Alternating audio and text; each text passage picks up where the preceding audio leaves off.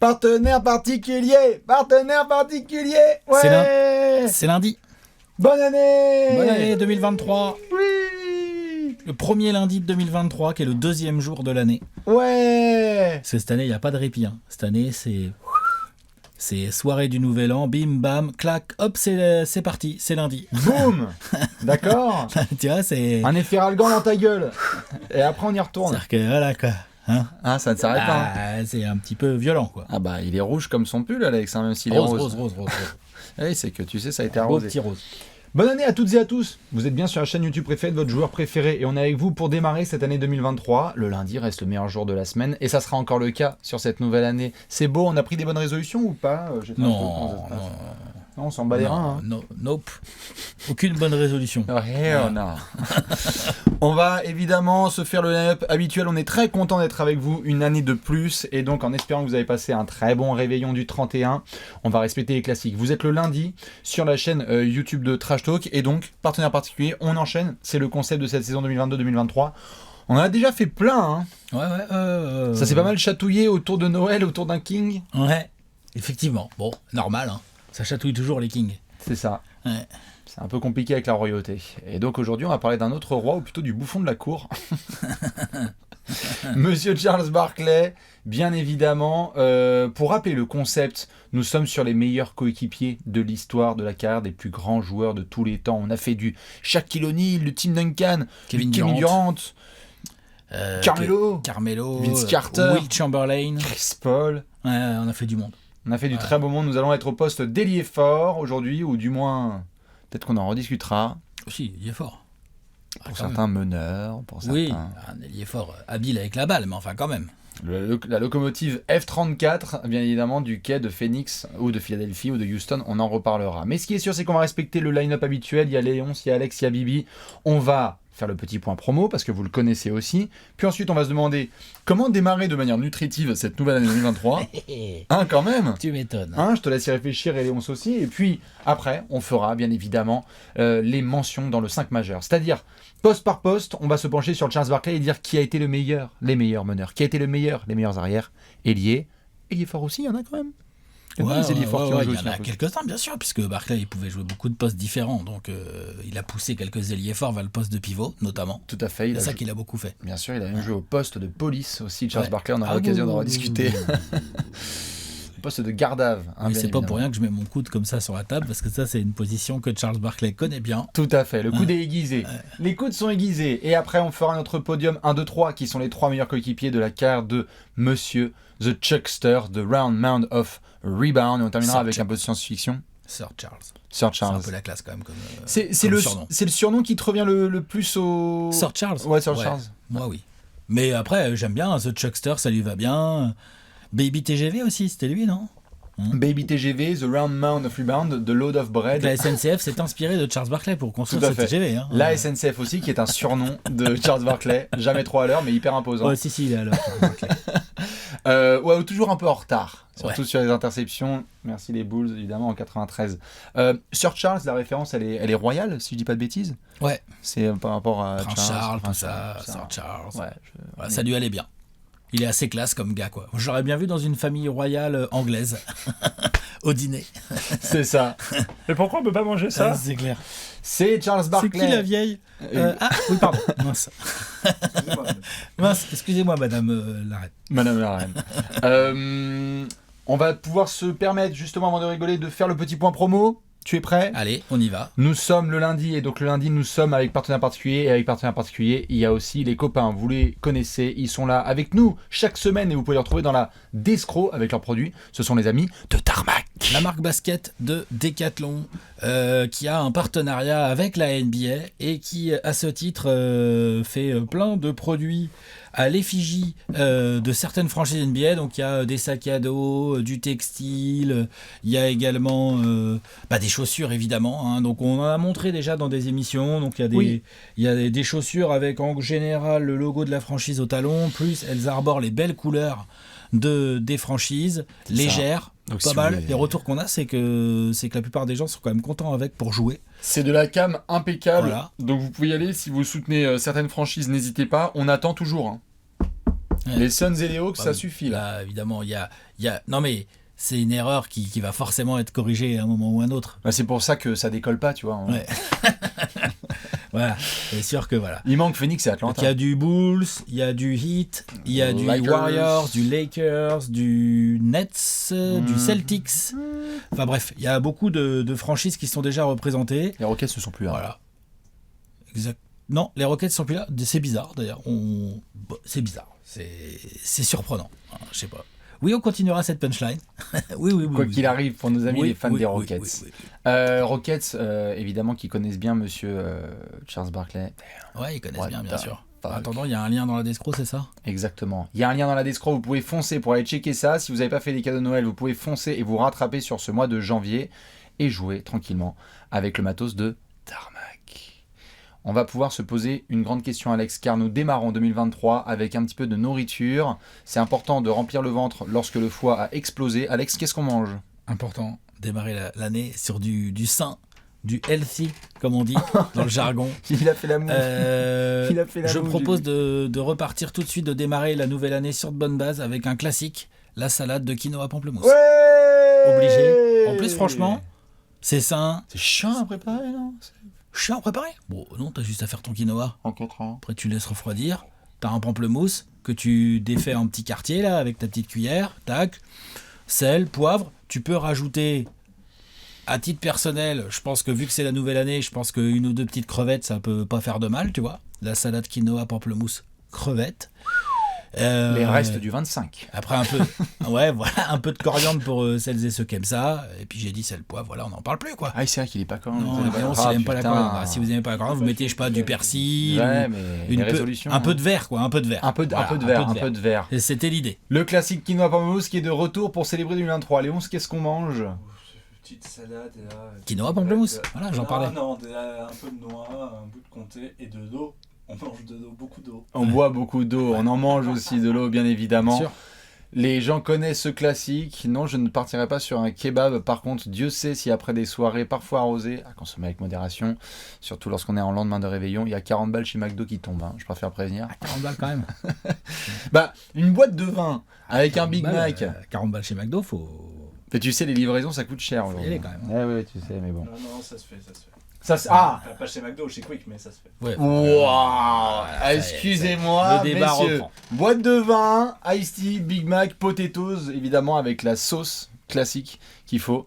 Après, vous choisissez le fast-food que vous voulez, mais moi, j'avoue, Alex, en surlendemain de soir un peu arrosé, ça peut être vite en fast-food. Si vous aimez le quinoa pamplemousse, allez-y, retroussez-vous les manches. On est bien évidemment content de parler de bouffe avec vous pour démarrer cette semaine. On va s'occuper maintenant de monsieur Charles Barkley. Nous sommes dans partenaire particulier. Il y a eu beaucoup de coéquipiers dans la carrière du Chuckster. Tout à fait. Et donc, on doit commencer, Alex, si je ne dis pas de bêtises, avec le profil. Présentons monsieur Charles Barkley. 141 coéquipiers, je regardais là, juste pour avoir le chiffre. C'est pas mal. On a vu des mecs qui en ont eu plus là précédemment. Hein. J'allais te poser une question. Ouais. Vince Carter, Oui. il le regarde, il fait lol. x2. La carrière de Chuck n'est pas si longue que ça en NBA quand même. 16 saisons, Oui. quand même. C'est bien. Surtout au niveau et avec l'intensité à laquelle il a joué. Et en plus, il y a un bon paquet de matchs, mais il y aurait pu en avoir plus. Charles Barkley est quand même un joueur qui a souffert à des moments parfois clés de blessures, qui lui ont enlevé quand même des coups, à coup de 15 matchs par-ci, 20 matchs par-là quand même. Ouais. Donc, t'as 16 saisons, ça reste une carrière de monstre all-time. D'ailleurs, quand on avait fait notre top 100 all-time, on l'avait mis quand même Il était plus easy ça, dans le top 30 et top 25 peut-être. Faut regarder exactement le classement exact, mais easy dans le top 30. Ouais. Ah si, non? Si, tout à fait. C'est juste qu'il y a des wagons qui commencent à passer là, les mecs des Thessaloniques et tout là, les mecs qui. Il y a des wagons qui commencent à passer, mais il était là. Il était là pour plusieurs raisons. Déjà, c'est un freak athlétique.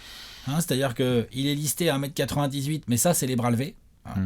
Il est listé à 115 kg, mais ça, c'est le matin, après le footing, avant le petit-déj. Oh, chier. Ouais, voilà. Donc, pour moi, Charles Barkley, c'est plutôt 1m95, 125 kg. Ben oui, d'où l'expression qu'on a souvent utilisée, c'est un frigo avec des fusées au niveau des mollets. Très spécial, des très longs bras. Si on était aujourd'hui où on mesure tout et tout, je pense qu'on serait genre le wingspan du gars et tout, l'envergure incroyable et tout. Très costaud, très puissant et en même temps agile, rapide. Je parle même pas des qualités techniques, on va y venir et tout, mais il y a vraiment un alliage physique assez spécial qui fait que pour sa taille, il jouait ailier fort. Mais normalement, à l'époque où il a joué, donc principalement les années 90, fin des années 80 et les années 90, à cette taille-là, tu joues plutôt 2-3 même, Ouais, tu vois. Ouais, Mais grâce à sa puissance, grâce à son instinct naturel pour le rebond, parce que The Roundman of Rebound, t'as dit tout à l'heure, c'est pas juste comme ça pour rigoler qu'on l'appelait, c'est parce que le monsieur, sur 16 saisons, il en a 15 d'affilée en double-double. 15 saisons de suite en double-double. Et alors, oui, sur la fin, ça grattait du rebond, mais il y a les 11 saisons là où il est All-Star, c'est plutôt c'est pas 24. 10, hein. Ouais, voilà, c'est ça. C'est pas 12-11, tu vois. Genre, il y a le 11, Non. mais il y a plutôt 24. Ouais, à la mi-temps. Gros scoreur, difficile à défendre. D'ailleurs, il y a une règle qui a été modifiée à cause de Charles Barkley. De quoi s'agit-il, Alex ? La règle de... Tu ne peux pas aujourd'hui en NBA rester plus de 5 secondes dos au panier et reculer comme ça.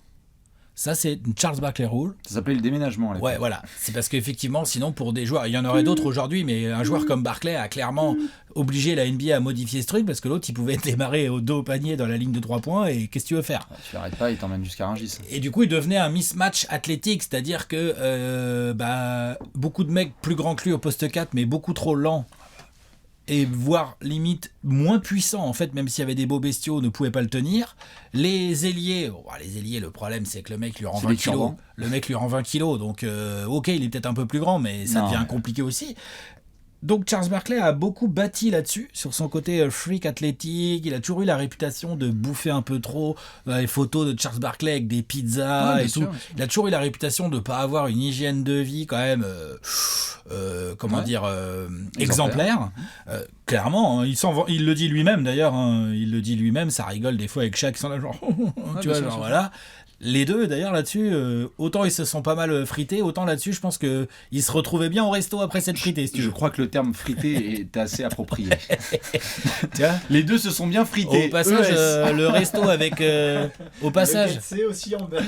Ouais, ils se sont hamburgués aussi. Hein, et au passage, le resto avec Chuck et Shaq... c'est pas 40 balles. Hein. L'addition, elle est pas pour moi. Non, je te la le boîte dis. de vin, c'est Là, faut faire un crédit pour payer l'addition, je te le dis. Non, mais c'est sûr. Pour évidemment celles et ceux qui n'ont pas pu voir Charles Barkley évidemment jouer. Il y a beaucoup d'images disponibles. Il y a beaucoup d'images disponibles. Beaucoup de matchs entiers et tout.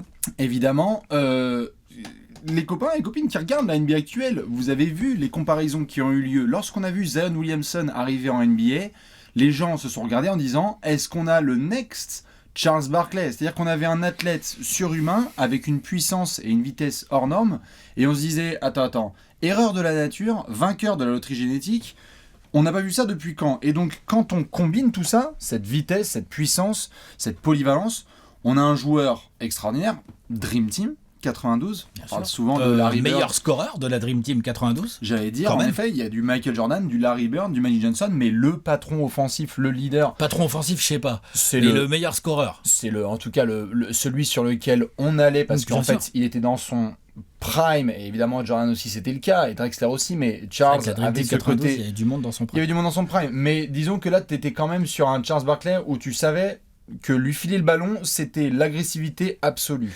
Tu allais te prendre 2 points sur la gueule quoi qu'il arrive, et dans le chemin de carrière, on a parlé de 16 saisons, t'as quand même 3 franchises, c'est-à-dire que dans la courbe de la carrière de Charles Barkley, quitte à faire le profil, quand il débarque en NBA, il débarque quand même dans un vestiaire où il y a à Philadelphie tout un tas de vétérans. Je veux dire, les Sixers sont tout en haut de la NBA. Ils viennent d'être champions en 83, ils débarquent à la draft 84. Charles Barkley est 5e, je crois. Je crois que c'est 5e, derrière Hakim et Jordan. D'Auburn, ouais, tout à fait. On ne commentera pas les 2 autres places de ce top 5. Ou la place de Stockton, une demi-heure plus tard. Voilà. Oh, une demi-heure. Une demi-heure, 1 heure Stockton. Bon, bref, c'est un autre débat. Mais... effectivement, tu as raison, il débarque aux Sixers. Dans le vestiaire, il y a Julius Erving, il y a Maurice Cheeks, il y a Moses Malone. On va en reparler. Les types viennent d'être champions, donc on va dire 2 saisons avant, donc sur la saison 82-83, avec un Moses Malone MVP des finales. Moses Malone, il est tout juste à la trentaine. Julius doit être un poil plus vieux. Il est sur la retraite, du Serving. Il est dans ses dernières saisons, je crois qu'il part en 87, je crois. Et donc Barclay débarque avec tout ce qu'il représente, un peu de folie, le côté hygiène de vie et tout ça, dans ce vestiaire où là c'est des gars ultra qui rigolent pas du tout. On a du taffeur qui, je sais pas, enfin qu'ils rigolent pas du tout, je veux dire, je pense qu'ils allaient boire des bières aussi, mais je veux dire par là dans le sens, genre c'est du taffeur bien carré, on aime bien les systèmes, les choses et tout. D'ailleurs Barclay le dira lors de son intronisation Hall of Fame. Discours que je recommande, c'est un des meilleurs, un discours d'intronisation Hall of Fame Sud Barclay, où il explique qu'en gros il dit ces gars-là m'ont appris à devenir un homme. Bien sûr, c'est ce qu'il dit. Et ces gars-là, par contre, il parle de Julius Erving, de Moses Malone, de Mo Cheeks et compagnie. C'est vrai que il débarque avec ce caractère de cochon, pour pas dire un caractère de merde. C'est-à-dire que on le voit à Auburn, il a tout ce potentiel et ces qualités-là, mais on sent que ça peut partir en couille. Son coach universitaire le dit. Attends, franchement. Il y a des soirs où c'est le meilleur joueur de la planète et il y a d'autres soirs où en fait s'il n'est pas motivé il en a rien à foutre. Donc du coup ce talent extraordinaire débarque dans une franchise où oui t'as raison, il y a peut-être des bières qui étaient prises à droite et à gauche, mais c'est pas Bill Walton et Kevin McHale. C'est-à-dire que Moses Malone, Mo Cheeks et Julius Erving, on va prendre évidemment les cassettes et on va regarder l'adversaire de demain. On n'est pas avec McHale à Paris chez Danny Ainge en train de se dire je te raconte pas ce que j'ai fait hier avec mes potes au bar. Et puis on est en jogging et on est prêt à aller à la salle. Exactement. C'est du gros bosseur. Donc c'est vrai que Barclay débarque un petit peu à Philadelphie comme un phénomène dans les années 80. On va avoir cette montée en température dont on va parler jusqu'au début des années 90. Où il y a même de la saison 2 taille MVP. Bien sûr, il y a plusieurs fois, il est dans la course de ouf, et il se fait fumer par Magic ou par Jordan, des clients un petit peu sérieux aussi. Tout à fait sympathique. Tu vois, la fameuse course de 90. Il a stade de malade, il reste 8 saisons aux Sixers, et franchement, à part sa saison rookie, où il doit un peu se mettre en route, mais sinon, de toute façon, elles sont déjà toutes en gros double-double. Ça score beaucoup. Barclay, le scoreur, est un scoreur vachement intéressant. Dans le sens où il savait scorer de beaucoup de manières. Il scorait derrière les rebonds offensifs évidemment, il scorait au poste évidemment, il scorait dans l'espace en transition parce que inarrêtable. Il y a des gens qui ont essayé de prendre un passage en force sur Barclay lancé, mais ils l'ont essayé une fois. Puis après ils ont arrêté le basket. C'est la phrase qui dit notamment, c'est je veux bien qu'on provoque un passage en force, mais ce sera qu'une fois, parce que sinon le mec décède. Voilà. Et il n'avait pas complètement tort. Il est très vite All-Star. Il est meilleur rebondeur aussi une saison meilleur rebondeur de la ligue. C'est le plus petit meilleur rebondeur de la ligue, puisqu'il est plus petit que Rodman. Donc, et plus petit que genre Wes Unseld ou des gars comme ça. C'est quand même à noter, quoi. Et donc, pendant 8 saisons chez les Celtics, d'abord il y a les premières saisons, comme tu dis. Les Sixers. Chez les Sixers, pardon. C'est blasphème ça. Non, c'est un gros blasphème ça. Surtout si tu demandes, allez voir, tapez Larry Bird, Charles Barkley, Julius Erving sur YouTube, vous allez comprendre. C'est une grosse ambiance. Ils s'aimaient beaucoup. Surtout Julius Erving et Larry Bird. Limite Barkley, c'était limite l'arbitre là-dedans. Ouais, mais c'est lui qui apparemment tient Larry Bird comme ça pour que l'autre lui mette les patates. Et il dira je le retenais pas, j'essayais de l'écarter du groupe. D'accord, Charles. Après, c'est vrai que quand Charles Barkley te tient. Il y a moyen d'être embêté. Il tient à toi. Il y a moyen d'être embêté. C'est quand même un garçon. Serre-le. Genre allez, à cette époque où tu te faisais beaucoup moins suspendre quand il y avait de la castagne et tout, Barclay a participé à 2-3 petites rixes assez costauds. 8 saisons chez les Sixers. C'est là qu'il joue le plus dans sa carrière. On oublie. C'est là où il fait le plus de saisons. Tout à fait. C'est là où donc il y a Moses, il y a Julius va être sur la fin assez vite. Moses va pas rester longtemps, il va vite être tradé. En fait, ils font que 2 saisons, on va en reparler dans la vidéo, mais ils font que 2 saisons ensemble. Et après, les clés vont être données à Charles Barkley. C'est-à-dire qu'on va essayer de construire l'équipe des Sixers. Très vite, les Sixers, ils disent attends, qu'est-ce qu'on doit mettre autour de Charles Barkley pour redevenir compétitif comme au début des années 80. Donc on est sur la fin des années 80.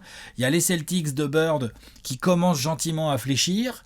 Par contre, il y a les Bulls de Jordan, ça prend de la place à l'Est. Les Bad Boys de Détroit. Puis après, à l'Ouest, t'as quand même des clients très sérieux qui commencent à se développer. T'as Pat Ewing qui arrive au Knicks et tout. Enfin, dans cette NBA de la fin des années 80, les Sixers pensent qu'autour de Charles Barkley, tu peux être contender. Bien sûr. T'as Milwaukee aussi à cette époque qui est hyper sérieux dans la conférence Est et ça va notamment buter là-dessus parce que tu construis autour de Charles Barkley, mais ça ne passe pas le premier tour. C'est trop compliqué. La compétition est telle que même s'il est phénoménal, et d'ailleurs c'est cette fameuse bataille du classement MVP en 90 où il y a lui, Jordan et Magic, c'est une des courses les plus serrées de l'histoire. T'as des Hakeem Olajuwon et des Devin Robinson derrière avec des lignes de stats complètement faramineuses. Ouais, bien sûr. Pas Ewing peut-être. Mais lui, je crois il est podium avec Jordan et Magic et dans une des courses les plus serrées de l'histoire. Enfin je veux dire c'est vraiment ça se joue à pas grand chose. Ça doit être Magic. 89 je crois. Magic est MVP devant Charles en 2 et Jordan en 3. Et les mecs ont des lignes de stats monumentales. C'est le Jordan de la fin des années 80 comme on dit. Bon après ça va durer 12 ans le bordel. Mais c'est vrai que on voit autour de Barkley qu'il y a quelque chose à faire mais que la relation avec les fans, avec les coéquipiers, avec la franchise va commencer à exploser parce que le cap n'est pas passé. Parce que ça gagne pas assez. Ça gagne pas. Use. Il n'y a pas de tours de playoff qui sont passés. Il y a des coéquipiers qui sont transférés. Les garçons avec qui ça marchait. Il a eu de la récupération, notamment tu parlais des Pistons de Rick Mahorn avec qui ça avait pu marcher. On en reparlera après. Rick Mahorn et Charles Barkley dans la même raquette. Voilà. Donc ça pouvait aider. Mais le fait est que tu ne peux pas compter sur Barkley seul en tant que patron mal entouré pour essayer d'aller loin. Phoenix va saisir l'opportunité et se rendre compte que non seulement il y a demande quand même du côté de Barkley de vouloir changer de scène parce que là ça suffit, mais qu'en plus il y a du côté de chez toi des pièces qui sont intéressantes à ajouter autour d'un joueur qui est calibre MVP en fait. En fait exactement, l'été 92 est clairement le plus gros tournant de la carrière de Charles Barkley. Tu as parlé de la Dream Team tout à l'heure. Et en plus, pendant ce même été, il se fait transférer. C'est un transfert pendant l'été. Ouais. Je crois qu'il y a Hornacek qui fait le chemin inverse, un truc comme ça. Il se fait transférer pour aller à Phoenix. À Phoenix, il va y rester que 4 saisons. Il y a un côté en ligne de stats pure. Même si sa saison de MVP, la 92-93, elle est quand même bien monstrueuse, mais c'est pas forcément genre, t'es pas là genre, ouah, le truc de ouf par rapport à ce qu'il faisait avant aux Sixers. Oui. Peut-être un peu plus à la passe, enfin il est en 25-12-5, l'autre c'est un taré, attention. Jeff Hornacek, Andrew Lang et Tim Perry. Voilà, bon, Jeff Hornacek, Eddie Twix. Voilà. Dans le transfert, pour ceux qui l'ont Dans le transfert, pardon, Phoenix qui amène Charles Barkley à Phoenix. Et là, par contre, par rapport à ce que tu viens de dire juste avant, il y a des pièces peut-être un peu mieux ajustées. Peut-être aussi tout simplement plus fortes parce qu'il perd vite Moses Malone aux Sixers et il y a Julius Erving qui est plutôt sur la fin. Et donc en fait, les Sixers vont jamais réussir à lui remettre des mecs aussi forts à côté. Ah. Alors que quand il arrive à Phoenix, t'as Kevin Johnson qui est un All-Star. Genre, on va en parler. C'est extrêmement sérieux. Tommy Chambers, puis, t'as Tom Chambers qui va glisser sur le banc, mais du coup, tu retrouves un mec comme ça qui sort du banc, c'est quand même très sérieux. Ils lui mettent des gros pivots, parce qu'il aime bien ça, Barkley, avoir du gros pivot qui protège le cercle, ça lui donne un peu de la marge et tout. Parler, ouais. Et puis, on lui met des 2, des 3, des Dan Mayerley, il y a Danny Ainge là-bas, des Cédric Ceballos, des... on va en parler. Enfin, voilà, évidemment, on va parler de plein de joueurs. Mais donc, on lui met ça, et on va trouver, c'est là pour moi qu'on trouve le Barkley... patron qui réussit à emmener son équipe loin. C'est parce qu'il est mieux entouré et aussi parce que il passe un cap lui aussi. Bien sûr. Dans sa tête, dans son jeu, dans sa façon de prendre ses responsabilités. C'est à ça qu'aide notamment la Dream Team. On l'a vu avec plein de joueurs qui ont parlé par la suite de l'importance d'avoir le passage par Team USA. Plein de joueurs, regardez l'histoire de l'NBA. Derrick Rose, on est venu en 2010. Évidemment, du côté de Team USA pour prendre des choses. 2011, boum, MVP. On a plein de garçons comme ça qui reviennent de compétition internationale et qui disent « j'ai passé des caps ». La saison 93 de Barkley, qui est donc à 26 points, 12 rebonds, 5 passes, 2 interceptions, 1 contre, 52% au tir, qui met toute la NBA en fait à ses pieds. Les stats sont énormes. Avec les Suns numéro 1 en bilan. Avec les Suns numéro 1 en bilan de la NBA d'ailleurs, puisque vous êtes devant les Bulls, devant tout le monde. Exactement. Dans cette décennie 90, lorsqu'on regarde les saisons de MVP et de domination d'un joueur, le visage de Chuck et de 1993 vient très vite à l'esprit parce que quand on aligne son talent, sa détermination avec les bons coéquipiers et le fait qu'il se donne autant sur quasi 80 matchs de la saison, il n'y a pas grand chose à faire. C'est le prime d'un des joueurs les plus inarrêtables de la NBA moderne. Ouais, et ça va en finale NBA. Et ça perd, mais ça va en finale NBA. Dans des finales rocambolesques. Donc ça, grosse période. Il va y rester 4 ans. Et après, il va faire ses 4 dernières saisons chez les Rockets, Là, il est plus vieux, il y a encore plus de blessures, commence à avoir des problèmes de dos. Les Rockets ont essayé à l'époque de réunir une sorte de... On appellerait ça une super team aujourd'hui, mais de vieux, avec un Hakeem Olajuwon, un Clyde Drexler et un Charles Barkley, tous les trois de la même génération en fait. C'est les restos du et cœur. tous les trois avec une bonne douzaine de saisons dans les papates là, et ça commence à être compliqué. C'est les enfoirés. Ouais, ça commence à être compliqué. Rendez-vous entre stars et légendes pour essayer de chanter dans le même micro, sauf que là les mecs ils ont plus rien dans les livres. D'ailleurs ça fera rien. Oh bien sûr. Ça fera rien. Et il arrêtera en demi, Charles Barkley. C'est ça, avec donc aucune des 4 saisons à Houston avec minimum 70 matchs, trop de blessures comme tu l'as dit, c'est trop tendu. Donc on a 16 saisons, 3 franchises, le sentiment que le pic vient à Phoenix, mais qu'on a quand même des très très belles années du côté de Philadelphie. Alex, comme d'hab, pour faire le profil complet, moi j'ai quelques questions à te poser et éléments à devoir préciser. La première, c'est que là on va faire son 5 majeur. Charles Barkley est ailier fort. Oui. C'est un des meilleurs ailiers forts de tous les temps. Oui, bien sûr. On ne change pas de poste. Bah non. Très bien. Ce qui ne nous empêchera pas de parler de 4 avec qui il a pu jouer. Ouais, il y a quelques ailiers forts avec lesquels il a joué, mais dans l'ensemble, t'essaies de l'entourer sur d'autres postes, quoi. Exactement. Et évidemment, l'autre, la question c'est, en termes de prime, on a parlé de 1993, est-ce que c'est 1993 sûr et certaine cette année de prime, ou est-ce qu'on peut juste mettre en comparaison cette année 90 où il a c'est peut-être sa plus belle année de production individuelle. Ouais, les 88, 89 et 89, 90 sont monstrueuses du côté de Barkley, mais peut-être un poil supérieur au scoring avec ce qu'il a fait à Phoenix. C'est aussi parce qu'à Phoenix, il y avait des mecs qui savaient scorer beaucoup plus autour de lui et qu'il fallait les nourrir. Non, clairement, en termes de plénitude et de prime, c'est 92-93. Il faut bien comprendre que ce qu'a fait Charles Barkley en NBA, même s'il fait partie du classement des monstres sans bague et tout, ça reste une carrière de monstre. Ah, c'est une légende. Avec un prime en 92-93, ouais, clairement. C'est une légende. Hein. Il y a des joueurs qui ont fait des meilleures carrières sur le palmarès, mais qui sont 1500, 1 milliard de fois moins connus que Charles Barkley. Je veux dire, tu ne peux pas dessiner le paysage du sport moderne aux USA sans mettre le visage de Chuck. Non, c'est impossible. C'est pas possible. Sur comme en dehors des terrains. Avec les pubs pour Nike, avec les performances, avec la Dream Team et avec tous les clashs qu'il y a pu y avoir. C'est énorme, c'est une légende, c'est un Hall of Famer. Et donc justement, on va s'occuper maintenant de son 5 majeur. Ouais, tout à fait.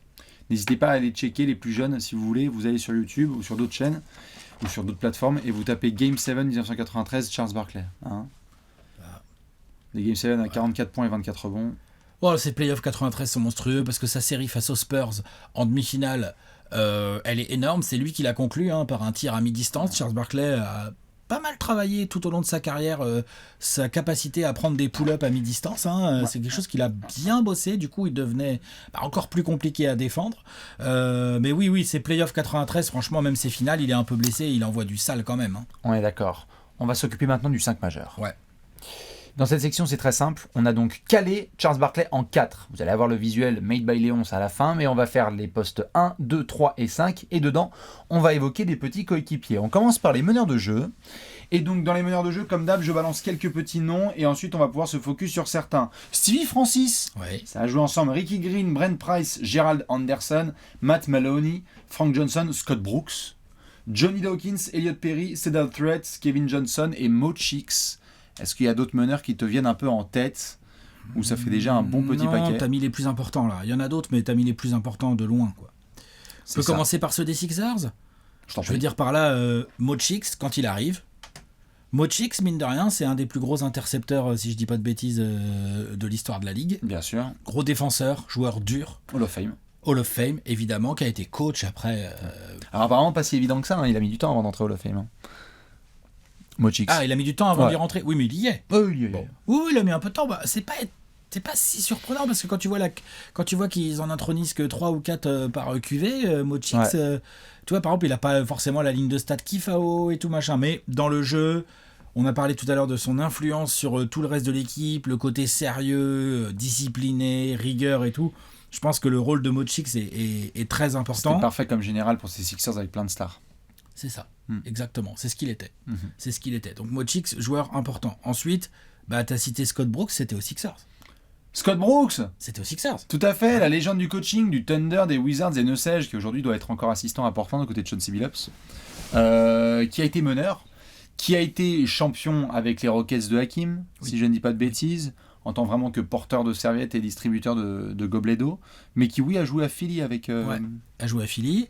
Dans un autre genre, mais pareil, qui a joué à côté de Charles Barkley en tant que meneur aux Sixers, tu l'as cité, là, Johnny Dawkins. Tout à fait. C'est un meneur. À mentionner. Plus tard, dans les années 80, Johnny Dawkins. Quelques micro-minutes de Stevie Francis. Oh là là, le métaverse. Stevie Francis et Charles Barkley sur le même parquet. Je me demande qui est le leader. On a eu l'arrivée de Stevie Francis du côté de Houston après son petit chouinage côté Vancouver, pas envie d'être chez les Grizzlies, etc.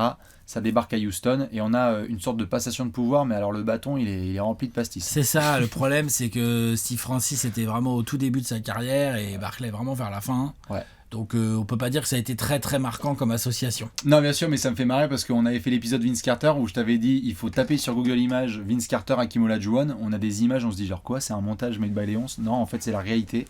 Et on a eu du Steve Francis avec du Charles Barkley, donc obligé de mentionner ça. Par contre, Alex, il faut que je te lance tout de suite sur un truc. Vas-y. Avec les meneurs. Vas-y. Attention, mesdames et messieurs, comme vous le savez, il y a des épisodes où parfois on se dit mais comment ça se fait que ces garçons n'aient pas de bague? On est plutôt sur un épisode où au niveau des coéquipiers, on va pas non plus avoir 1500 Hall of Famer, Alex. Non. Non. Waouh! Il y en a quelques-uns quand même. Il y en a, à voir quand est-ce qu'ils ont été là. Après, il faut voir la concordance des carrières. Yep. C'est-à-dire qu'il faut voir si tu chopes les mecs au bon moment et tout. Mais il y en a quelques-uns. Alors, c'est pas le cas de Seedle Threat, Non. que tu as cité tout à l'heure, qui a donc eu l'honneur de jouer avec Charles Barkley également à Philadelphie. Tout à fait. Seedle Threat, meneur également, qui est arrivé quasiment en même temps que Charles Barkley en NBA et qui en gros était meneur remplaçant dans ses premières années. Il était meneur remplaçant aux Sixers et donc il jouait avec Barkley. Voilà. Tout à fait. Pour ponctuer ce poste de meneur, je rappelle, comme Alex a bien décrit Monsieur Mochix, que je dis bien aucun joueur n'a joué autant de matchs avec Monsieur Charles Barkley que Mochix. C'est le numéro 1 en termes de matchs joués. Ils en ont tout simplement 395 de matchs joués. On a rappelé qu'il y a 8 saisons chez les Sixers pour Charles Barkley. Donc Mochix est là. C'est qui notre meneur titulaire? Bah, c'est pas un mec qu'on a cité en tout cas. On l'a pas encore cité. Comment j'ai fonctionné moi? Il n'y a pas de discussion sur le meneur titulaire. Il n'y a aucune discussion possible. Comment j'ai fait, moi? Bah, je sais pas, mais en tout cas, c'est pas Mochix. Malheureusement, désolé. C'est Kevin Johnson, comme ça, voilà. Je sais pas ce que Bastien a foutu. Je sais pas ce que j'ai foutu. Je crois que j'ai dû faire une connerie. J'ai mis Mochix en meneur. Ok. Bon, bah, on va parce que j'ai Kevin Johnson. On va arrêter la vidéo. Non, mais parce que Kevin Johnson, je l'ai décalé sur notre poste. Bref. Quoi? Ouais, je me suis permis. Ok. Non. Il va être dans le 5 majeur, calme-toi, tranquille. J'espère bien. Bah oui. Kevin Johnson. Bien sûr que c'est Kevin Johnson, le meneur titulaire aux côtés de Charles Barkley. Plusieurs raisons à ça. Je pense que clairement, en niveau pur de joueur, capacité à défendre pas si mal Kevin Johnson, et surtout à très très bien attaquer, scoring, passing, c'est le meilleur meneur qui a joué à côté de Charles Barkley. Et même spoiler, c'est peut-être un des meilleurs extérieurs, si ce n'est le meilleur extérieur avec qui Charles Barkley a pu jouer. Hein. Ouais. Il est rentré au Hall of Fame, Kevin Johnson? Nope. Bah, pas que je sache, ou alors j'ai raté quelque chose. Non. Il n'est pas Hall of Famer.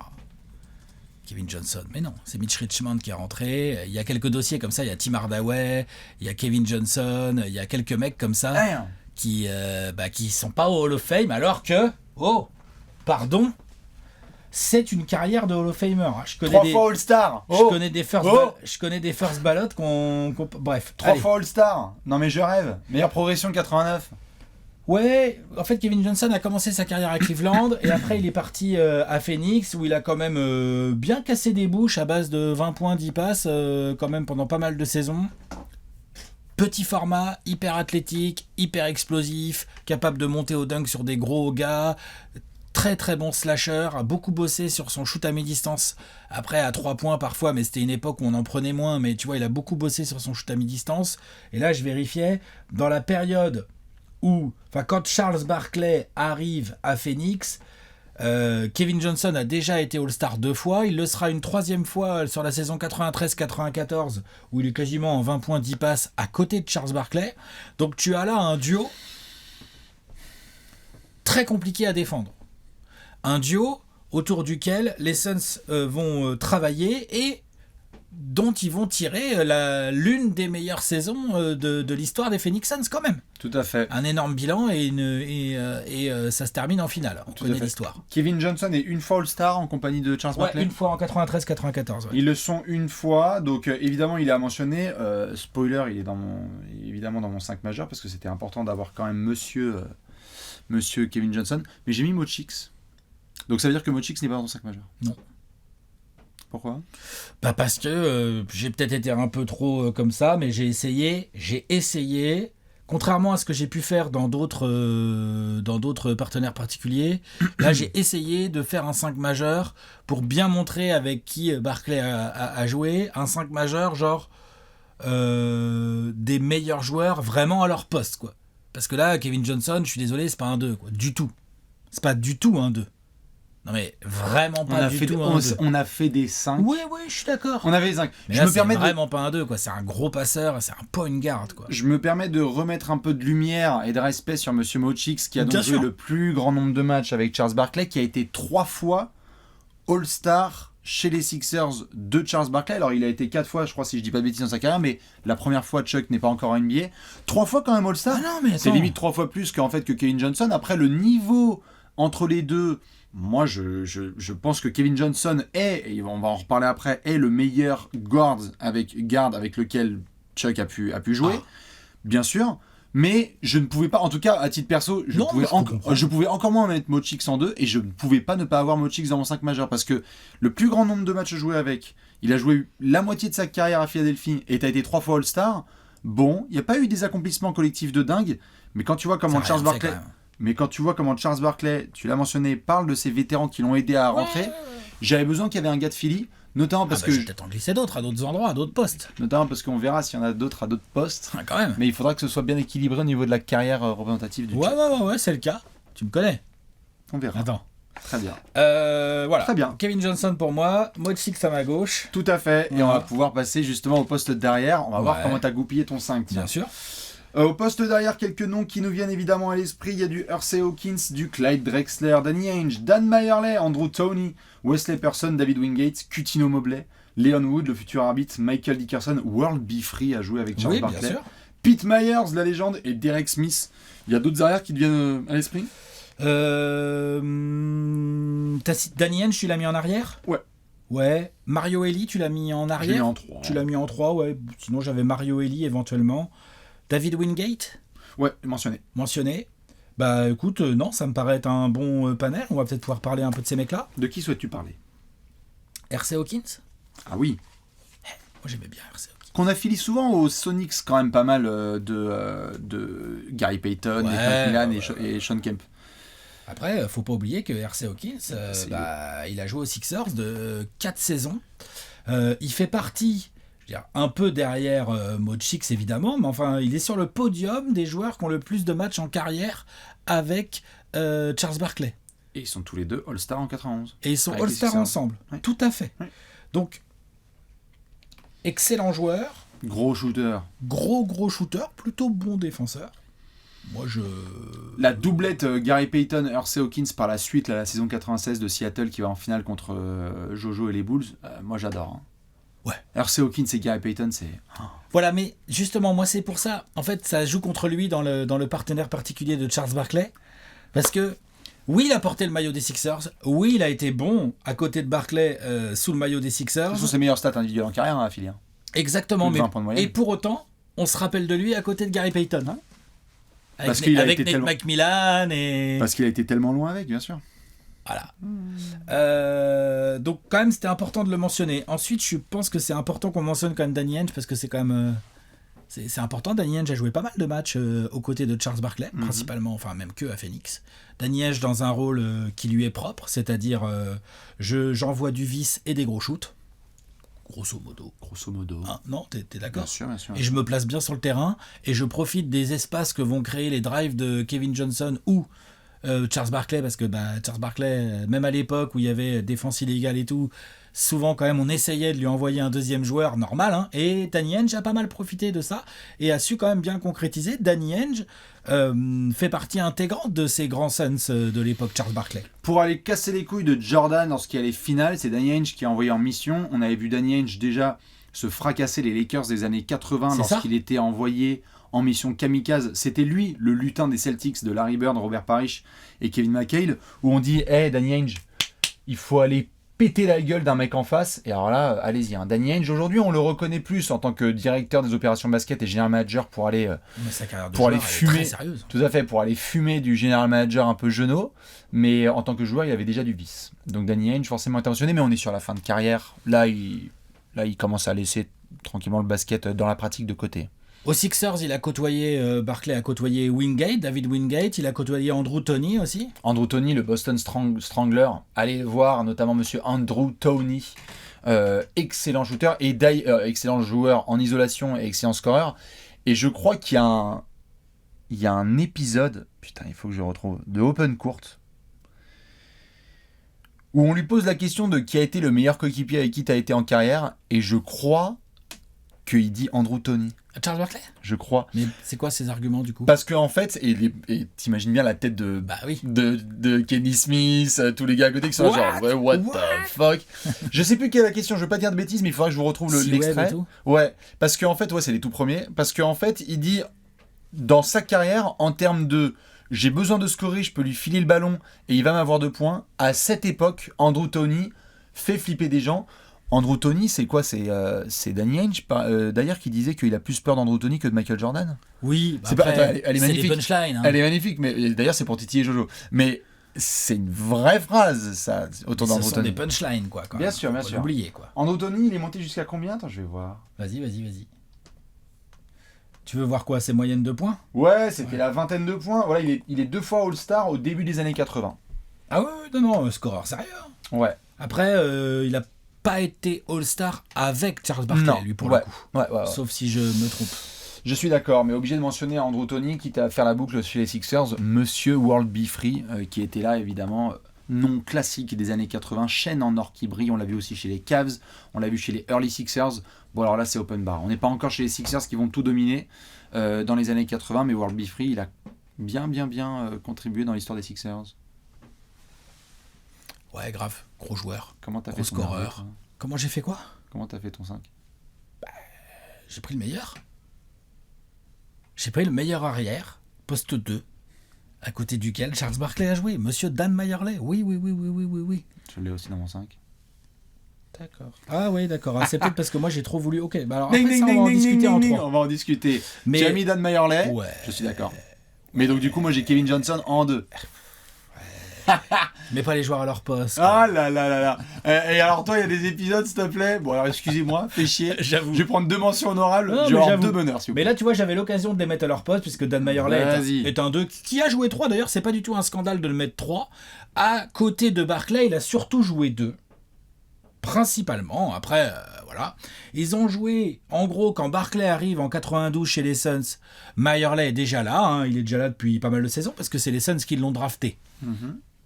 Il a déjà été All-Star une fois. Ouais. Il le sera 2 fois à côté de Charles Barkley Prime. Mhm.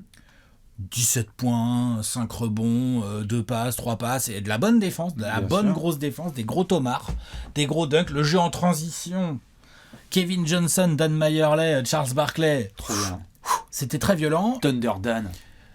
Dan Meyerley s'attelait quand même pas mal aux grosses missions défensives. Oui. Kevin Johnson défendait, mais c'est vrai qu'il était un peu plus limité que Dan Meyerley sur certains 2, voire 3. Là où Meyerley est un putain d'athlète, musculeux, costaud, long, qui est capable de défendre sur plusieurs postes. Ouais, et pour c'est ceux qui n'ont pas forcément la rêve dans les années 90, à l'époque, Dan Meyerley en NBA, c'est un petit peu le sexe symbole de toute la ligue. Dan En Meyerley, il a vraiment toutes les nanas dans sa poche. C'est le look ultime de l'américain dans les années 90, Dan Meyerley. C'est la mâchoire bien serrée, les cheveux mis en arrière. Des petits, Il a le look du sexe symbole américain. Et puis il a, par rapport à l'époque, là sur la fin des années 80, début 90, où ça shoot encore très peu à 3 points, lui, Il a un Dan volume. Meyerley, il est déjà sur des volumes genre de limite Il en prend d'aujourd'hui. 5. Limite d'aujourd'hui. Ouais. Pour pas mal d'arrière. Je crois qu'il en prend 5-6 5 par ou match. 6, ouais, je crois. Regardez, par si tu match, veux. je crois.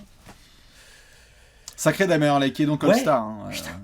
Ouais, Il il est à apprend- 6-7 même. Hein. Ouais. Et à 38%. Il y a 38%. hein. Ouais. Donc c'est, je veux dire, c'est pas du... D'où la phrase, mon cher ex-sénateur, Dan Meyerley dans la NBA actuelle.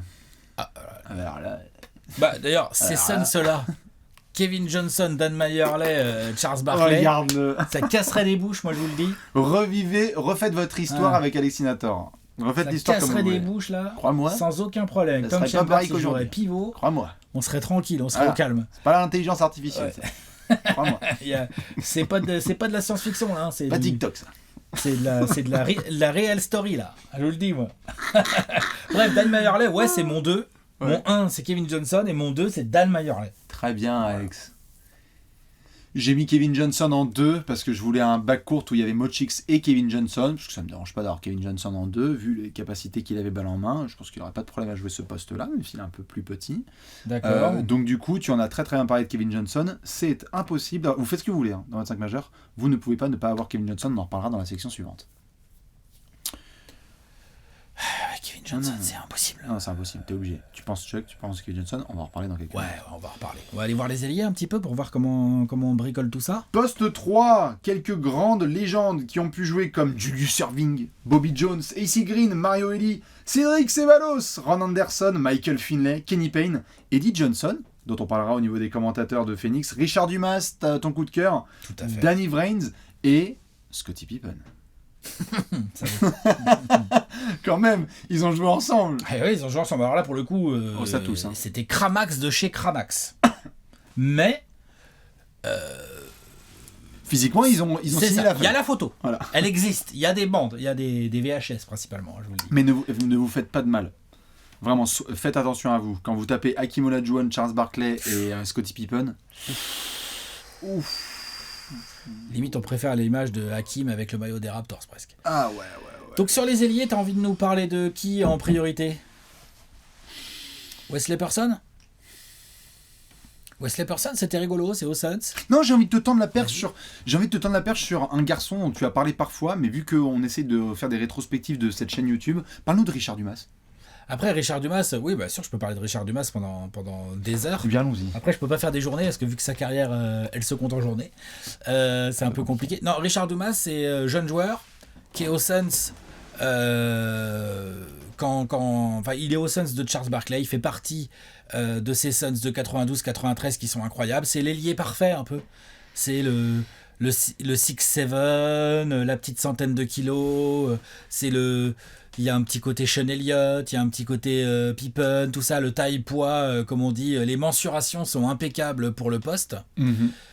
Carrière extrêmement courte, mais carrière avec du très très haut, notamment les finales en fait de 93. Il fait des bons playoffs, hein, Richard Dumas, mais il fait surtout des finales, genre on l'attend pas du tout. Et l'autre, il regarde Scottie Pippen, il fait, moi je peux jouer contre Scottie Pippen en fait. Pourquoi il y a un souci? Enfin, je comprends pas, c'est quoi l'histoire?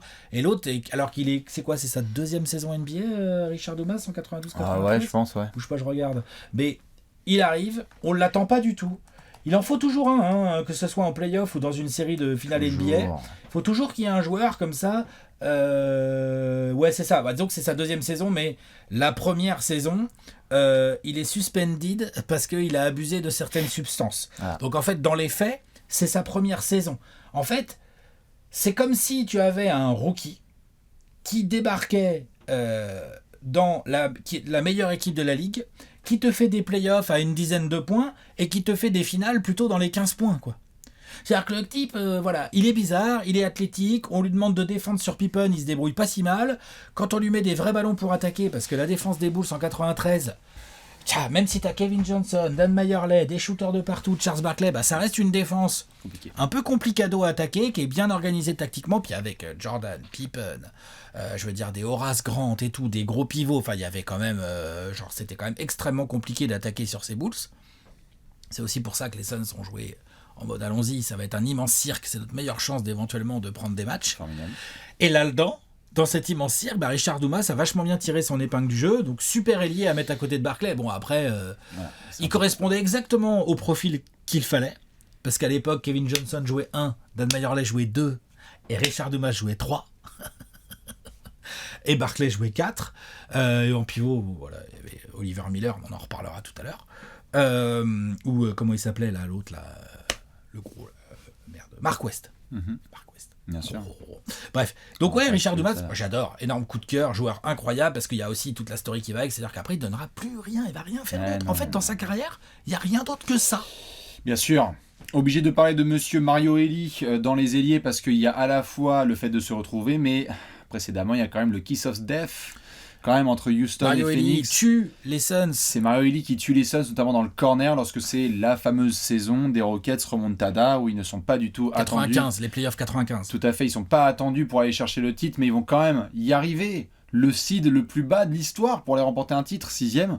Mario Elie, dans le corner, c'est ça, et puis après, ils seront coéquipiers. Après, ils joueront coéquipiers ensemble aux Rockets, mais Barclay, comme on le dit... Ouais, ils seront sur la feuille de match. Le problème, c'est que les coéquipiers des Rockets de Barclay, pour ces genres de role-players, là, c'est un peu plus compliqué, même si les premières saisons Rockets de Barclay, elles sont loin d'être ridicules, hein, faut pas non plus exagérer, tu vois.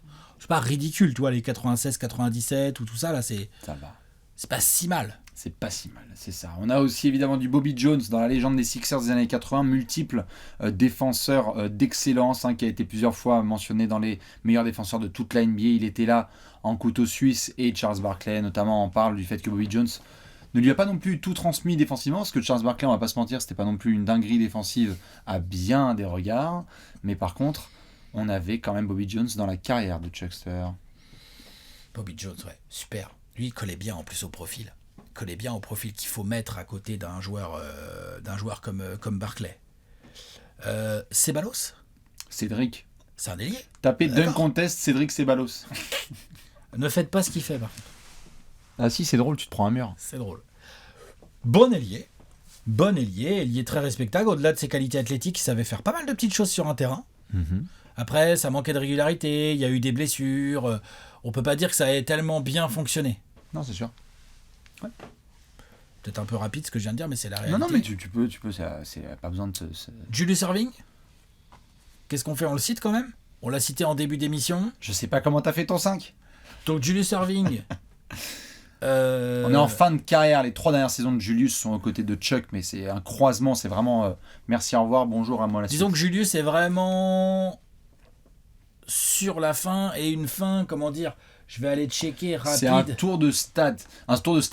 Il est All-Star, parce qu'évidemment dans la NBA, il y a on vénère Julius Erving, donc il y a 20 points, puis 18 points, puis 16 points de moyenne, c'est pas ridicule comme sortie, mais après cette espèce de sommet atteint avec les Sixers en tant que champion, dont on va reparler avec un pivot tout à fait dominant à l'intérieur, c'est vrai qu'après on est vraiment sur un tour de stade. Parce que dans les années 70, ça a été le phénomène, dans les années 80, ça a été le roi, au début, et après c'est la NBA qui dit au revoir à une de ses plus grandes figures, mais c'est pas comme si on avait eu des performances extraordinaires de Julius Erving et Charles Barkley, sauf pour péter la gueule de Larry Bird. Voilà, et en fait, en play-off, à eux deux, ça a été compliqué. Après, c'est vrai qu'il y a un côté mythique, où Julius est encore bon, comme tu l'as dit, il est encore All-Star, et oui, c'est parce que les fans l'aiment bien, mais c'est aussi parce que il y a encore des lignes de stats bien raisonnables et tout, tu vois, il y a plus Moses et tout, donc on est vraiment sur un duo poste 3, poste 4 qui doit driver l'équipe et tout. Donc, quelque part, pour moi, Julius a pas moins de raison d'y être que Mochix. Si tu veux mettre un Sixer. J'entends. Voilà. Et moi, sur le poste 3, j'ai hésité entre... Et je ne l'ai pas mis. J'ai hésité entre Julius et Clyde Drexler, moi. Et t'as fait comment? Parce qu'en fait, Clyde Drexler, il y a un cas que tu peux comparer à Julius, quelque part. À cette différence près, c'est que Barkley, il arrive dans une équipe où Julius est censé être le patron. En fait, on se rend très vite compte que le patron, c'est Charles Barkley, plutôt sur lequel il faut, tu vois, et que Julius est vraiment sur la fin. Mais Clyde Drexler, quand Barkley arrive donc en 96, Barkley arrive aux Rockets, donc il y a encore Hakeem Olajuwon et il y a encore Clyde Drexler. Ils viennent d'être champions ensemble à un an avant, donc en 95. Clyde Drexler est encore un joueur ultra sérieux. Sous le contrat Orlando. Et c'est vrai que Clyde Drexler, et comme Julius Erving, il est un peu sur la fin, il est encore All-Star. Et il y a une campagne de play-off extrêmement sérieuse tout de suite, la campagne de play-off 90-97, du coup la fin de la saison 87-97, où les Rockets vont en finale de conf, quand même. On sait qu'il les a battus cette année-là. Voilà.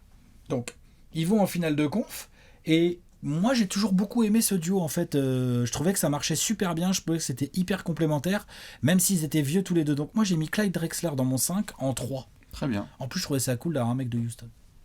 Parfait. Même si c'est pas la plus belle période de Barclay. Moi, vu que c'est pas une des périodes préférées de la carrière de Barclay, il est en 19-13, il est encore sale.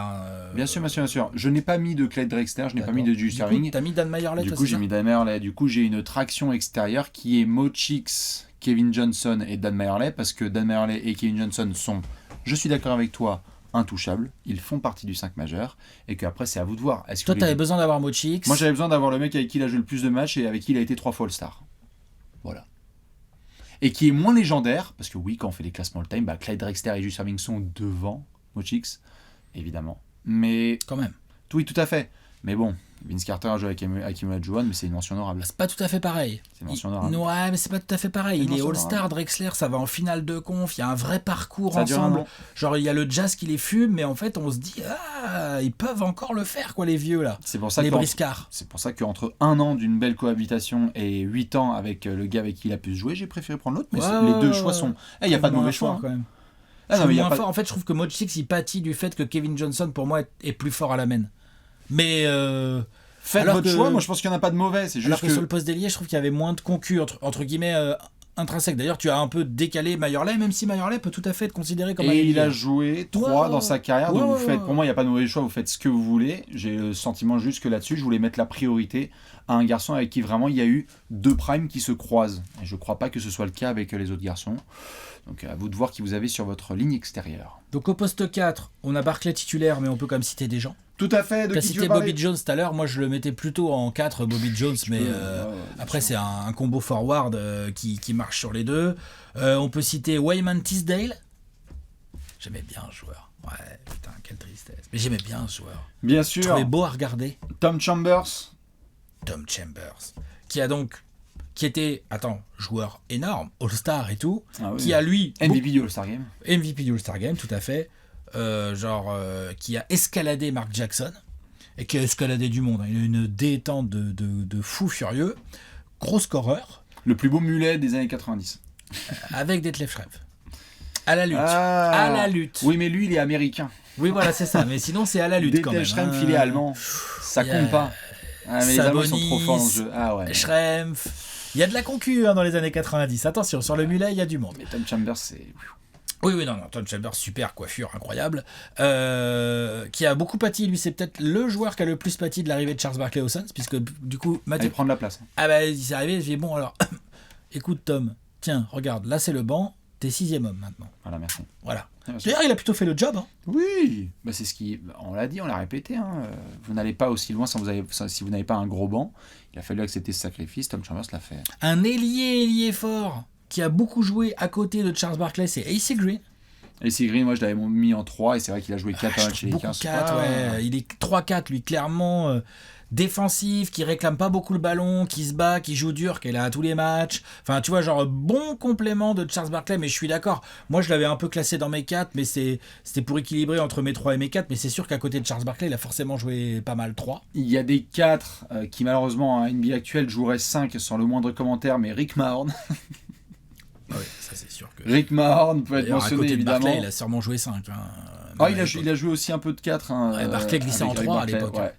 Rick Mahorn, Bob Thornton, Kevin Willis, Matt Bullard, qu'on a vu après au commentaire des Rockets, Wyman Tisdale, t'en as parlé. Kevin Willis, c'est pareil, c'est un pivot aujourd'hui. Tout à fait, mais c'est un 4 dans les années 80. D'accord. Bien sûr. Otel Harrington, Armen Gilliam, Tom Chambers, Danny Manning.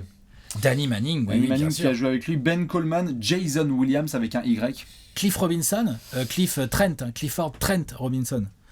Aux Sixers, vite fait.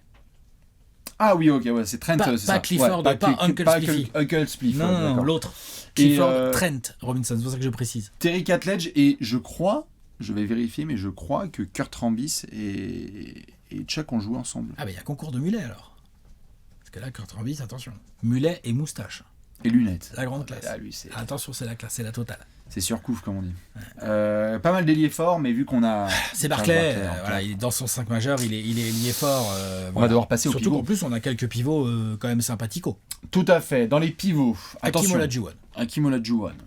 On a je fais juste la liste et après on va pouvoir en parler en long et en large. Hakeem Olajuwon, Mike Gminski dans les années Sixers, Joe Klein, Mark West, Monsieur Chris Welp, Clemon Johnson, Manute Ball, Oliver Miller, attention à la cantine, Tim McCormick, Hot Rod Williams, Bob McAdoo, Bob McAdoo, c'est vrai. Alors Bob McAdoo, dis donc, il était... Ah, on est au bout du bout. Il était rincé. Ah, mais moi, je t'ai mis du rinçage. Hein. Bob McAdoo, Kelvin Cato et Jeff Ruland, oui, si vous faites la carte de Charles Barkley, il a joué avec Moses Malone, Hakeem Olajuwon, Manute Bol, Bob McAdoo.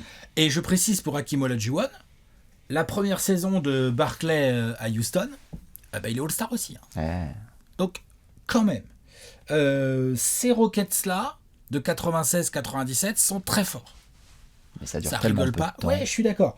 Mais Hakeem, je vérifiais juste la ligne de stats. C'est une vraie ligne de stats d'All-Star. Hakeem. 29 points, 23 points, 9 rebonds. De toute façon, il sort dans les primes les plus incroyables de contre. l'histoire de l'humanité. Voilà, c'est ça. Donc c'est encore du très très très très lourd. Ouais. Il est en train de préparer gentiment sa retraite dorée au Canada. L'a-t-il Non mais attends, ça viendra dans pas mal d'années. Hein. L'a-t-il voulu? Ça, on n'en sait rien. En tout cas, il faut le citer, Hakeem Olajuwon, parce que Barkley n'a pas tout à fait joué avec Olajuwon Prime. Olajuwon n'a pas tout à fait joué avec Barkley Prime, mais les deux étaient encore bien forts ensemble. T'avais quand même une raquette avec un Barkley en quasiment 20 points avec 13 rebonds et Hakeem Olajuwon à 24 points avec 9 rebonds. Quoi. Je veux dire, t'es quand même une grosse raquette. Quoi. Tout à fait, mais elle est donc là aussi la déception. C'est que quand on a vu toutes ces équipes avec ces assemblements, quand tu ne vas pas jusqu'au bout, alors que ta raquette c'est Charles Barkley, Hakeem Olajuwon, le jazz de Stockton Malone qui les fume en finale de conf. Ça arrive à des gens. Hein. Ça arrive à des gens, hein. Mais normalement sur le papier, quand tu as ça, tu te dis wow, faut aller jusqu'au bout, jusqu'à la bagouze. C'était le cas précédemment. C'est aussi pour ça que j'ai mis le chat noir, Alex, sur la table, c'est que malheureusement Chuckster, il se retrouve souvent dans la mauvaise situation, au mauvais endroit. Non, parce que tu disais les Hall of Famers, quand même là on en a cité quelques-uns. Oui. Kevin Johnson, il est pas Hall of Famer, mais franchement, il a une carrière qui pourrait lui valoir de rentrer au Hall of Fame. Oui. On a cité Clyde Drexler et Julius qui, eux, sont Hall of Fame. On vient de citer Hakeem, qui est Hall of Fame, et qui ont joué avec Barkley. Ok, peut-être pas au meilleur de leur forme, mais encore très capable, quoi. Tout à fait. On a eu du Manute Bol, le papa de Bol Bol, RIP, qui était là, évidemment, en phénomène des Sixers, si je ne dis pas de bêtises, aux côtés du Chuckster. On a eu Mike Gminski, qui ne doit dire rien du tout à qui que ce soit. Mais lorsqu'on est, justement, chez les Sixers, qui essaie de pousser à la fin des années 80 pour aider Chuck, le pivot qui tabasse aux côtés de Chuck, c'est lui notamment, et il y a du Rick Mahorn qui vient l'aider en secteur intérieur. C'est clair. Après, il y a eu les pivots que les Suns ont essayé de mettre autour de Charles Barkley. Miller, Mark West, Oliver Miller. Tisdale, t'en fais ce que tu veux. Donc c'est des pivots qui minent, donc des gros, grands et costauds, qui sont là pour se battre et protéger leur cercle et tout. Des mecs qui, notamment Oliver Miller, pas trop dégueu en attaque. Ça va. T'avais du jeu.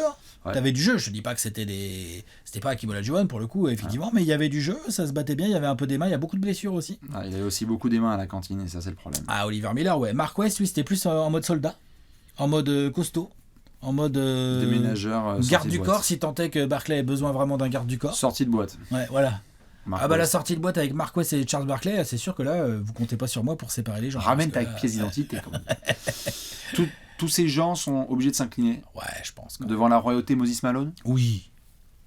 C'est le pivot du 5 majeur de Barkley. Il en parle lui-même dans son discours de Hall of Fame, et puis même les stats sont là. Alors il n'y a que 2 saisons ensemble, puisqu'après Moses repartira des Sixers. Mais enfin, ces 2 saisons, Moses est All-Star, et alors quel All-Star, il a été MVP des finales pas longtemps avant, il a été MVP de régulière, Moses Malone, et là il est dans ses standards, genre les standards de Moses Malone, quoi, 25 points, 13 rebonds. Voilà, bonjour. Des pourcentages au tir, voilà. Président du rebond, c'est-à-dire que le président a formé le Premier ministre. C'est ça. Je pense qu'on peut pas mieux résumer, c'est-à-dire que quand on voit que le président du rebond, c'est vraiment son surnom à Moses Malone, et quand on voit la carrière qu'il y a eu derrière avec Chuck,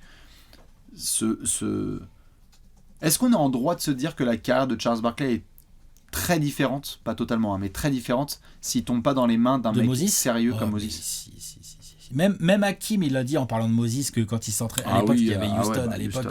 Tout, Hakeem était à la fac à Houston. Avec Clyde Drexler. Voilà, avec Clyde Drexler. Et il croisait pendant les camps d'été ou je sais pas quoi, un petit coup de Moses. Tu vois, il y a des images de Hakeem, tout maigre comme ça, qui s'entraîne, il reçoit la balle au poste, il y a Moses Malone dans son dos. Tu sais que. Ah bah t'apprends vite. Hein. Quand je mets le coup de tombe sur moi. T'apprends vite. Moses Malone, joueur dur, gros costaud, tiens. RIP aussi, hein. Putain, on parle beaucoup de mecs morts. Hein. Président des rebonds, comme tu l'as dit, Bastien. Moi, je pense que même s'il n'y a que 2 saisons, Il n'y a pas à tortiller. Il a joué avec Moses Malone qui avait quoi, environ 30 ans, donc encore bien dans son prime, quoi. Qui vient de faire une entrée plate dessert de Karim Abdul-Jabbar. Oh là là. Ouais, en 83, là. L'autre, il lui fait des finales sur la tronche, là, et l'autre, il le regarde, il fait attends, chut, tais-toi. Elles sont pour moi, les finales. Et c'est ce qu'il fait, et d'ailleurs, il ramène un titre à Philadelphie. Il y a des gens de Philadelphie qui disent que si Philly avait été capable de garder Moses et tout, ils auraient eu la meilleure raquette de la fin des années 80, même avec un Moses vieillissant. Ça s'entend. Et que du coup, tu pouvais peut-être espérer beaucoup mieux en play-off. Moi, j'entends.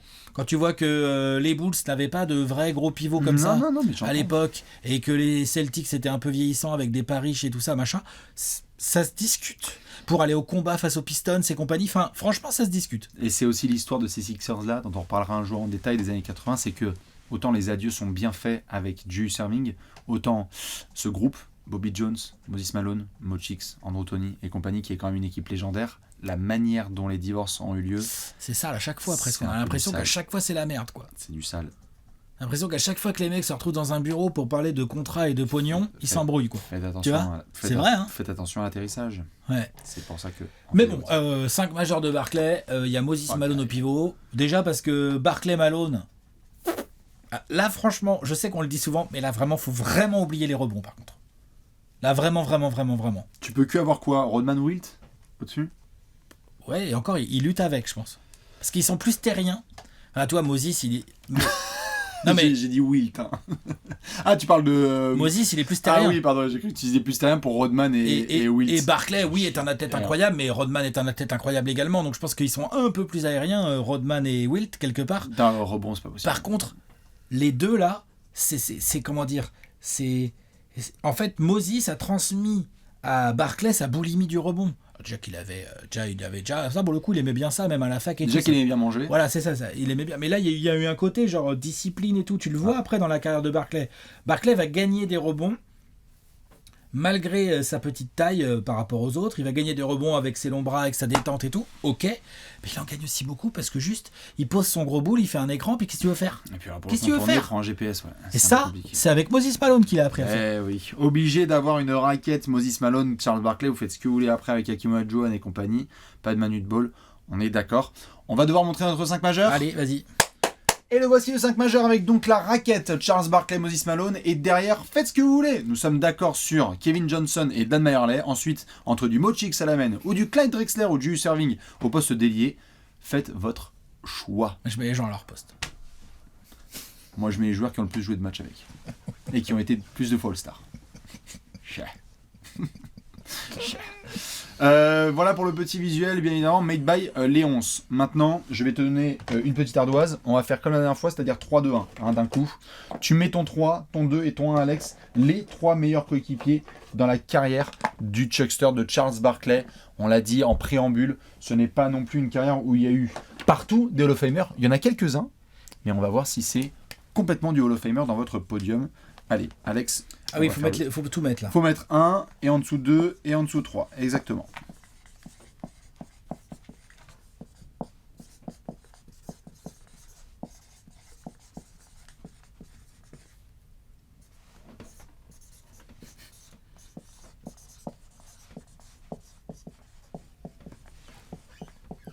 Hop.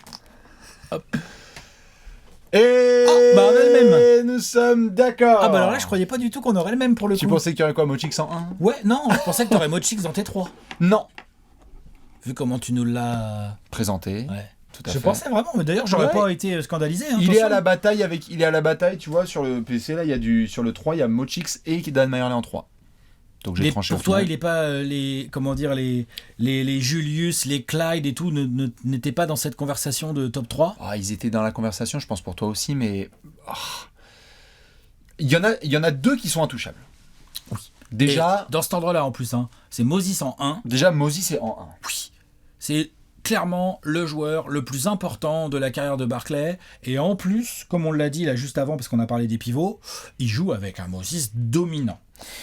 Et il est déjà bon. Ouais, Barkley. c'est pas fréquent, faudra qu'on revoie les autres partenaires particuliers, mais c'est pas fréquent d'avoir un 1 aussi évident alors que tu as joué aussi peu de temps avec. Bah, après, Quand même, hein. Ouais, tout à fait. Il est évident. Après, si des gens viennent me dire, attends, le vrai prime de Barkley, c'est avec Kevin Johnson qui était encore hyper bon. Tu peux avoir des arguments de discussion dans ce sens-là, mais moi je pense que ça va au-delà du terrain. Ça va au-delà des stats et du terrain. Ça va au-delà des stats et du terrain. Les discours de Barkley sont clairs et on vient d'en parler, la carrière n'est pas la même. L'impact, on parle d'une figure paternelle. C'est plus que des points rebond passes et des trophées de MVP et des accomplissements que tu as sur ta page Wikipédia. C'est vraiment, le mec est arrivé, il a dit je vais te prendre sous ton aile, et si Charles Barkley n'est pas sous l'aile de Moses Malone, what if ? Donc il est 1, c'est sûr. Kevin Johnson en 2, on est d'accord. Après le 3, moi je suis ouvert à la discussion. J'avais hésité entre Mochix et Dan Mayerley. Lorsque j'ai pris un des deux, je disais tout à l'heure qu'il a été plus de fois le star avec l'un, mais Dan Mayerley est le meilleur des deux pendant leur carrière en termes de niveau pur. Tu peux me dire à ce moment-là, bah oui, mais Clyde Drexler, ouais, mais ils sont vraiment allés en finale avec Dan Mayerley. Il est énorme, Dan Mayerley. Clyde Drexler, ils sont allés en finale de conf. Mayerley est certainement un joueur moins fort que Clyde Drexler, faut pas non plus exagérer. Ouais, c'est sûr. Alors, tu vois, même le vieux Clyde Drexler, je pense qu'il mange Dan Mayerley. Tout à fait, mais ce n'est pas le même Charles Barkley non plus. C'est-à-dire que c'est le Charles Barkley de 93 avec Dan Mayerley 93 et c'est le Charles Barkley de 96-17 avec le Drexler 96-17. En fait, autant dans mon 5 majeur, j'avais envie de glisser un mec des Rockets pour quand même faire le truc, et que dans son 5 majeur, dans sa carrière, à 4 saisons aux Rockets et tout, moi non plus, j'aime pas trop. Autant dans mon top 3, pour le coup, là, pas de discussion. Il me fallait 2 mecs de Phoenix, hein, et en plus, le truc, c'est que il y a vraiment le côté, genre, ce backcourt Kevin Johnson, Dan Mayerley, enfin, je veux dire, c'est mortel de regarder ces Suns jouer là. Ouais. Ils s'éclatent, il y a une complémentarité absolument incroyable. Alors ouais, ils n'ont pas eu la bague, ils sont tombés sur les Bulls de Jordan, Pippen, Horace Grant, Phil Jackson et compagnie. Ils ont perdu au Game 6. Enfin bref, on connaît les circonstances malheureuses qui ont fait que Phoenix n'a pas eu cette bague, mais Tellement kiffant. tu vois, genre, c'est vrai que les Suns de 2021 menaient 2-0 en finale contre les Bucks, mais quand tu regardes les 2 finales a posteriori, quelque part, tu as envie de te dire que presque les Suns de 93 finalement sont passés plus près, même s'ils ont tout le temps été menés. Oui. Parce qu'en fait, ce shoot de Paxson, s'il rentre pas, ou si Horace Grant ne contre pas Kevin Johnson derrière, on sait pas, parce que je sais que je fais du... Attention, je sais que Barkley fait pas une tentative d'interception à la con. Oui, en fait, en gros, sur un micro-détail près, t'es en Game 7 à jouer à Phoenix. Et je dis pas, attention, Michael Jordan en Game 7, attention, je sais pas, l'autre il serait pointé, il aurait mis 64 points, peut-être, tu vois, non mais peut-être, on peut pas savoir, il en a jamais joué. Mais par contre, ce qui est sûr, c'est que je pense que finalement, malgré les apparences, ils étaient plus proches que les Suns de 93 étaient plus proches des Bulls de 93 que les Suns de 2021 ne l'étaient des Bucks, où il y a eu un craquage et il y a eu une domination des Bucks. Même si les Suns ont mené, derrière il y a eu un déroulé où, je sais pas, t'as la sensation qu'il faudrait, c'est plus que des détails qu'il faudrait changer. Alors que là sur 93, tu te dis attends, l'enfoiré au Horace Grant quand même, non? Tu vois? Chacun son avis. Donc pour moi, voilà. Du coup, dans la carrière de Barkley, t'as Kevin Johnson et t'as Dan Mayerley sur le podium, mais ils sont derrière Moses. Nous sommes d'accord. Voilà. Un beau petit podium, il n'y a qu'un seul Hall of Famer sur le podium. Ouais, il n'y a qu'un seul, un border, puisque Kevin Johnson toque à la porte depuis longtemps. Il y en a plusieurs dans le 5 majeur. C'est ça, Dan Mayerley est dans le Hall of Fame de Playboy. Donc après, ça c'est vous qui voyez qui vous voulez sur votre podium. Mais on va montrer justement le petit tableau. Léonce, le voici, le top 3 autour de Charles Barkley, numéro 1, Moses Malone, numéro 2, Monsieur Kevin Johnson, numéro 3, Dan Mayerley. Dites-nous vous qui vous avez sur votre podium. Évidemment, on va devoir terminer avec une petite science-fiction dans cette séquence. C'est simple, on se permet de regarder dans toute l'histoire, on se ramène sur le playground ou même sur un terrain de basket et on dit avec Charles Barkley on aurait voulu tel coéquipier. Alex, qui t'est venu à l'esprit? J'ai plusieurs gars qui me sont venus en tête. J'ai l'impression quand même que Charles Barkley, tu vois, on a parlé beaucoup de Moses et de son influence et comment il a permis à Barkley de bien démarrer sa carrière. Malheureusement, ensemble, ils n'ont pas eu ce qu'il fallait. Je pense qu'il aurait eu besoin d'un joueur un peu comme ça, mais plutôt ball handler, là où Kevin Johnson et Dan Mayerley ont super bien fit, mais n'ont pas été forcément, tu vois, les... Je me demande si on a le même. De quoi ? Vas-y. Ah bon ? Tu crois qu'on... Peut-être pas, vas-y. Voilà. Et je pense en fait que... Je vais juste expliquer. Je pense qu'il aurait eu besoin d'un gros tueur, leader, ball handler qui monte la voie avec une grosse discipline régulière et tout, tu vois, pour essayer de créer quelque chose qui leur permette de gagner ensemble. Donc après, j'ai eu pas mal de joueurs qui me sont venus. Genre, tu vois, j'ai pensé à Oscar Robertson, moi perso, voilà. Je pense que je vais arrêter mon choix, tu vois, sur Oscar Robertson, mais dans la continuité, tu peux dire, ils étaient potos, Michael Jordan, ils étaient potes. Bien sûr. Tu vois. Jordan après Jordan, tu peux le mettre avec plein de gens. Mais en gros, Barkley, sans lui faire offense. Mais eux, ils étaient copains. Ouais, eux, ils étaient vraiment copains. C'est LeBron Wade. Hein. Ils étaient copains de ouf. Très très potes, bien sûr. Donc, et donc, ça leur a fait du bien, mais alors putain, le golf et le whisky là, ouf. Ah bah ça aurait été compliqué, c'est sûr que dans les casinos il y aurait eu des embrouilles. Mais par contre, mais peut-être que ça aurait gagné des matchs aussi. Des championnats. Ça aurait pu gagner tu vois, genre je pense que donc du coup, moi je me suis arrêté sur Oscar Robertson. Ok. Parce qu'il y a le côté deux gros monstres physiques et je pense que le jeu d'Oscar Robertson aurait vraiment fit et je pense qu'Oscar Robertson dans sa période hyper puissante des années 60 était un patron. Après, il a peut-être pas eu les effectifs qu'il fallait et tout. Donc pour moi, c'est Oscar et Charles Barkley parce que je sais pas, les deux espèces de freaks ensemble et tout. Et je pense qu'Oscar aurait été le patron parce que sans lui faire offense, Charles Barkley, je l'ai adoré en leader aux Suns. Je trouve qu'il a vraiment... il a poussé jusqu'au bout sa nature de... C'est pas un leader à la base, Charles Barkley. Mais suivez-moi. Je sais pas où on ira, mais suivez-moi. Tu vois, voilà. Mais c'est pas un vrai genre... bien sûr, bien sûr. Il va...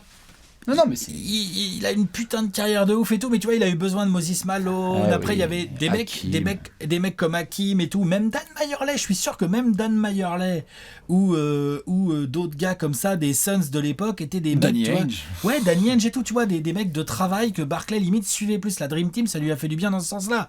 L'autre, il s'est retrouvé avec Larry Bird, Magic Johnson, Michael Jordan. C'est pas pour rien si ces mecs-là ont enchaîné aussi les titres. Parce que c'est des patrons, bien sûr. Avec de la discipline et tout. Donc je pense que c'est ça dont il aurait eu beaucoup besoin, l'ami de Charles. Oscar Robertson pour Alex, j'ai suivi tous tes critères, j'étais exactement dans la même pensée, je me suis dit tiens, il y en a plusieurs, il y a du choix. Hein. Qui serait pas mal en ball handler, capable avec un gros caractère qui prenne ses décisions de leadership, et là, out of nowhere, j'ai imaginé Isaiah Thomas avec Charles Barkley. Oui, ça marche bien. Et alors là, j'étais en extase. Je me suis dit dans les années 80, le côté fight total, c'est-à-dire Southside de Chicago, genre le coup dans ta gueule, avec Isaiah Thomas qui fait ça, plus Charles Barkley, qui on a vu, avec Rick Mahorn, faisait des dingueries. Tu aurais mis le Chuckster dans ces bad boys-là. C'est-à-dire dans une structure avec... Tu mets Bill Laimbeer au pivot du coup. Et en plus, Bill Laimbeer et Charles Barkley s'adoraient, évidemment, c'est du très connu, les deux ils en ont parlé plus d'une fois. Dans les petits couloirs étroits, faut faire gaffe. Mais alors tu aurais eu Charles Barkley dans une... très large, hein. Ah mais oui. Tout à fait. Tu aurais eu Charles Barkley dans une franchise bien structurée, avec identité, avec du leadership. Chuck Daly au coaching. Chuck Daly au coaching, qu'il a retrouvé derrière justement et qui s'est très bien passé avec Team USA. Tu as Isaiah Thomas qui dit... Suivez-moi, on nous déteste parce que Charles Barkley a eu beaucoup de haters contre lui. Il a fait la pub I'm not a role model avec Nike, etc. Tu le mets dans cette franchise où il y a on vous déteste, on veut pas de vous, mais nous on vous emmerde, on est les bad boys de Détroit. J'aurais adoré avoir Isaiah Thomas en leader de Charles Barkley. Je pense qu'il aurait dit tu sais quoi, il n'y a pas de problème, je vais faire mes déclarations sulfureuses, je vais envoyer 150 mecs au sol. En gros, tu prends Rick Mahorn et tu lui ajoutes une carrière de Hall of Famer. Donc les mêmes coups de coude dans la gueule, tu ajoutes de la technique. C'est quand même pas les mêmes basketteurs. Hein, c'est pour ça j'ai dit une carrière de Hall of Famer, c'est-à-dire littéralement du jeu. On va mettre du jeu de basket dans Rick Mahorn. J'aurais adoré. Donc toi ton meilleur coéquipier pour Charles Barkley, c'est les Bad Boys de Détroit quoi. C'est Isaiah Thomas.